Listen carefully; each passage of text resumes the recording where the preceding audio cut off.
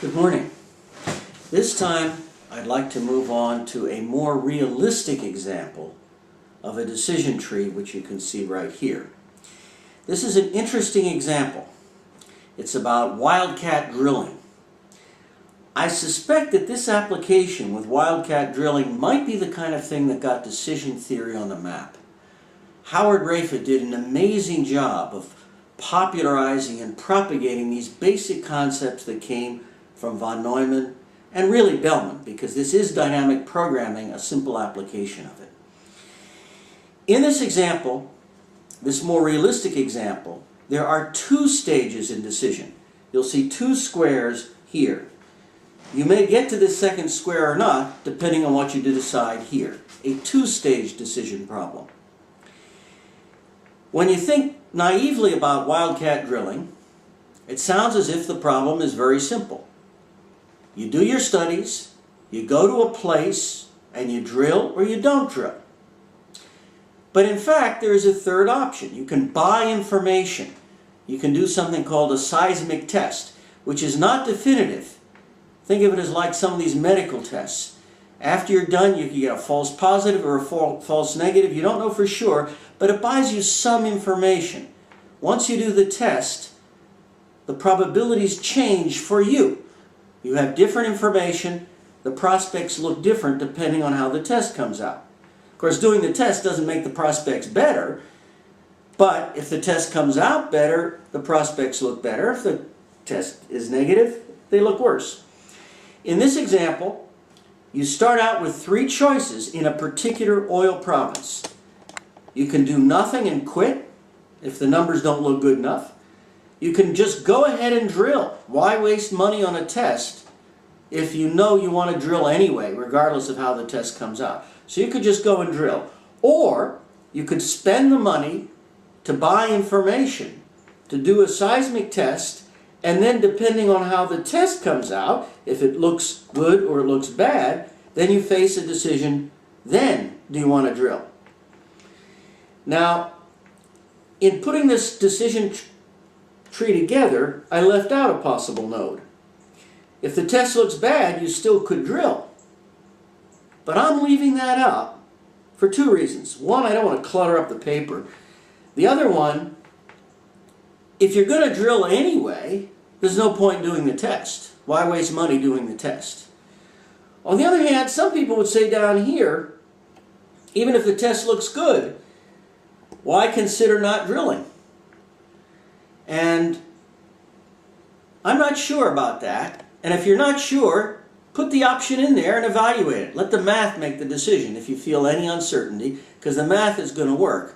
And sometimes your intuition doesn't work, so it's a good idea to spell out the options if you have any uncertainty at all. Now, in this drilling business, this is a really interesting example of why we need to think about probabilities. There are a lot of people out there who try to make decisions by forming an opinion. They study, they read, maybe they even send out geologists, and they try to decide, is there oil or is there not? Make up your mind. Is there oil or is there not? And based on the decision, either you drill or you don't. But if you think that way, you're never going to drill. Because usually the odds are better that there is no oil. Usually, pretty much always, the odds are against you for any particular drill rig. At least that's how it was when I was going to school. And the oil industry would never have made money if they had formed opinions and not drilled when the odds were against them. The whole industry depends on taking a risk. And so that's why this kind of thinking is important. But I really want to mention, this is important to what I do too. In research and development, in areas like energy and space, buying information is really critical. If you stay with 1960s technology, you know you're going to be busting the budget. You're not going to get where you want to go. So buying information is critical to what you do in research as well as oil cat drilling. So now let me get down to this particular decision tree. I hope that everybody in this class will work through this example from the handouts It might even be a good idea to buy Rafa's book. I didn't recommend buying von Neumann's book because it's kind of long and the basic ideas are pretty simple that we need here. Rafa's book, there are a whole lot of ideas that are relevant to the kind of problems we encounter in ADP. His book is available on Amazon, used, and there are a few other books that have been written more recently for people who know less math, but since you guys know more math, maybe the original Rafa book would be good for you. In this example, we assume somebody's already given you the probabilities and the U values, the utilities at the end of the chart. You should go over this example to convince yourself that you could calculate these numbers, these J star numbers, under all of the key nodes. It's very simple. At a chance node, you look at the two numbers coming out of it, and you just compute the expected value. Probability times number, probability times number. And this can be a J star number, can be a U number, but just probability times number, probability times number. That gives you the expected value of the chance node. At a decision node, you compare the J star numbers for the three choices. And here you lose money on average, here 0, and here you make money on average. So you pick the one that gives you the best value. And the value of this node is actually, I didn't write it down, it's plus 250,000. So at all decision nodes, you pick the best choice, that's the value of being at that node, and then at a chance node you do expected value. And this is basically what dynamic programming is. You're maximizing over your decisions, you're working your way back, you know you're going to get the exact answer here if you can start from the end and work your way back to the beginning. It's very straightforward.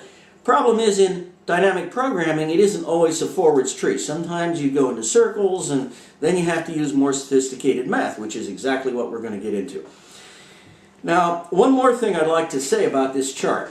There's some interesting ideas that come out in this example. One interesting idea is you'll see that utility is measured in dollars here. Now, if you're a really big oil company and you have billions and billions of dollars, and you're making decisions about hundreds of different places where you might drill, then it's not such a bad thing to say, okay, I'm going to look at this as dollars. Okay? Of course, a friend of mine would say, hey, wait a minute, what about the environmental impact? And if you have an environmentally responsible company, you might want to adjust these payoffs according to what you think you're going to do to the environment. And that is a very active discussion right now. The Securities and Exchange Commission is debating what are the rules for large companies? What are the duties of a large company? Should they just be maximizing the dollars, or should they be putting in other values? Or should the government be putting in taxes so you just include the taxes in the numbers? There's a lot of debate about that, and it's very important. But at the end of the day, this is a decent application, and oil companies do have to think about how to make money. But in the real world, not everybody is a billion-dollar oil company. So that sometimes you face choices where you might go bankrupt. So you need to think about, what is your utility function? Is it just the number of dollars, or is it some function of the number of dollars? What if you are thinking about multiple value measures? Now, multiple value measures, something Rafa talks about a lot, because people asked him that question. And that's one of the topics in his book. But I can give you a quick answer. If you're an individual decision maker, you have to make a decision at the end of the day.